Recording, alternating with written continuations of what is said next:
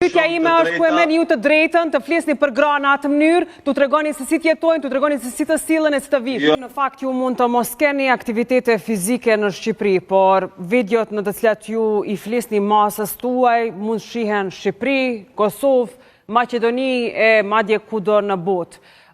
Në shumë prej këtyre videove ju flisni për kryesisht sjelljet e grave, gjë që në fakt ka edhe shumë kryesisht është gabim kjo. Kryesisht nuk është, mendoj se nuk është e qastë. Ato që janë më popullore, ato që janë më të klikume. Jo, nuk është ashtu. Mirë, më lejoni t'ua drejtoj pyetjen. Jo, me që jam edhe grua dhe marr këtë të drejtë t'ua bëj këtë pyetje. Jo, edhe mos isha grua do ta bëja të njëjtën pyetje, sepse ka edhe shumë koleg tuaj që bëjnë të njëjta ligjërime në Kosovë. Pyetja ime është ku e merrni ju të drejtën të flisni për gra në atë mënyrë, t'u tregoni se si të jetojnë, t'u tregoni se si të sillen e si të vijnë.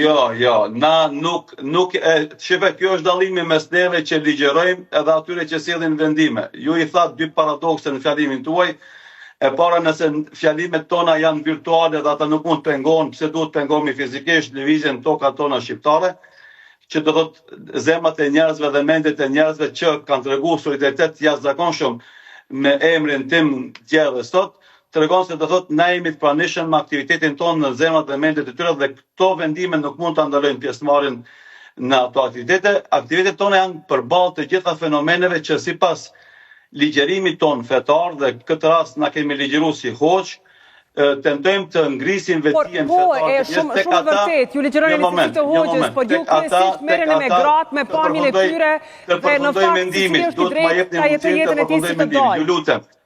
Ju lutem, duhet ma jepni mundësinë të përfundojmë mendimin. Do thotë, nëse duam bisedë korrekte, duhet jemi korrekt me njëri tjetrin. Do thotë, ne i drejtojmë ligjërimin ton atyre besimtarëve të cilët e pranojnë ligjërimin tonë dhe nuk është imponues për asken, thjesht është rekomandues, është udhëzim. Jo, është dënues, nuk klasifikoni gratë të cilat vishën në një formë të caktuar, Bekir, zotri Bekir.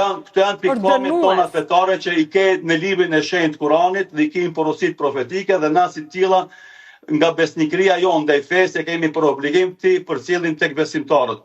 Kush do prej besimtarëve i pranon dhe i zbaton, kush nuk don, vepron sipas tekeve të veta dhe këtu s'ka ku një farë imponimi dhe zyrimi. Mendoj se gazetarët dhe opinioni publik duhet të respekton besnikërinë dhe sinqeritetin e ligjëruesve, të cilët mundohen që t'janë besnik ndaj parimeve të veta, sepse ata janë dobishëm për shoqërinë. Por në pikpamjet tuaja fetare, ju si hoq pranoni apo lobani dhe punoni në drejtim që gratë të mbajnë të zëmë burkën? Apo jeni kundër saj? Na promovojmë që gratë tona të shkojnë me shamia në për shkolla që dikush i pengon. Po, qëndrimi juaj mbi burkën më intereson. Po, s'është tema jonë kjo. Po. Nuk merreni me këtë temë. Se keni promovuar në asnjë moment. Ase juja nuk duhet të jetë se na jemi bashkë për biseduar një temë tjetër.